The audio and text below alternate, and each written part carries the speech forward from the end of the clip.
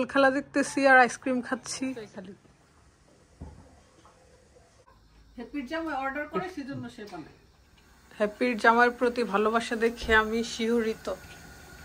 সকাল সকাল ঘুম থেকে উঠে চালের রুটি আর বিফ তো রান্না করেছিলাম, গরম গরম বিফ দিয়ে। আমার জামাইও পাবে, আমরাও খাবো তার উসিলে।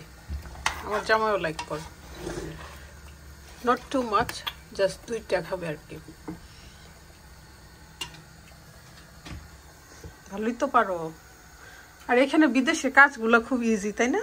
বাংলাদেশে যদি এটা আম্মা বলে আর কি উগাল, গ্রামের ভাষায় উগাল তুলতাম, তাহলে অনেক সময় লাগতো আর পুরা কিচেন ভরে যেত। বাট এইখানে খুবই ইজি, সেজন্য চাইলেই সবকিছু করা যায়, হাতের নাগালে থাকে সবকিছু।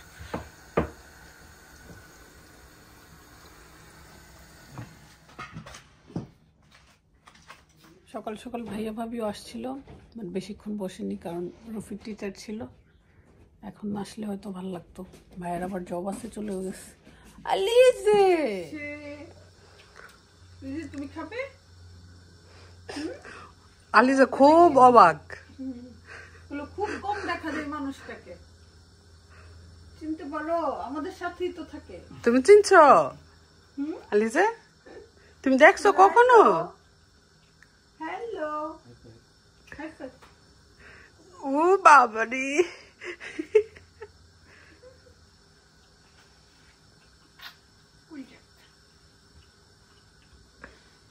ভাইয়া লন্ডনে আসার জীবনে আপনি খাইছেন এরকম রুটি সকালবেলা বাসায়? কিনে আর হাতেরটার মধ্যে অনেক তফাৎ। তুমি এখন আবার আমার ইয়া করো না, তোমার বউ পারে না। পারে ভাইয়া, খুকি পারে। পছন্দ করতে আমি ঠিকই পারতাম। তুমি কখনো বলো না যে এটা খাবা সেটা খাবা, তার কোনো চাহিদা নাই, তাহলে আমি কি করব? তুমি যদি আমারে বলতা দেখছো আলিজে, তাই না? হ্যাপির জামাই অর্ডার করে সেজন্য সে বানায়। সকালে ভাইয়া ভাবি একটা পেঁপে দিয়ে গেছে, আমারও খেতে ইচ্ছে করতেছিল। পেঁপে আসলে আমার অনেক প্রিয়। এই দেশের পেঁপেগুলো খুবই মজা হয়। আমি থাইল্যান্ড থেকে মনে হয় আসে, অন্য দেশ থেকে। আলিজে তুমিও খাবে? হ্যাঁ তুমিও খাবে?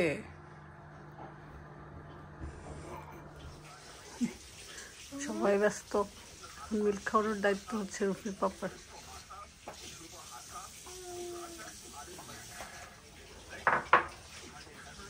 আলিজে হ্যাপি। রুফির পাপার কুলে সব বাচ্চারা খুব কমফোর্ট, খুবই লাইক করে।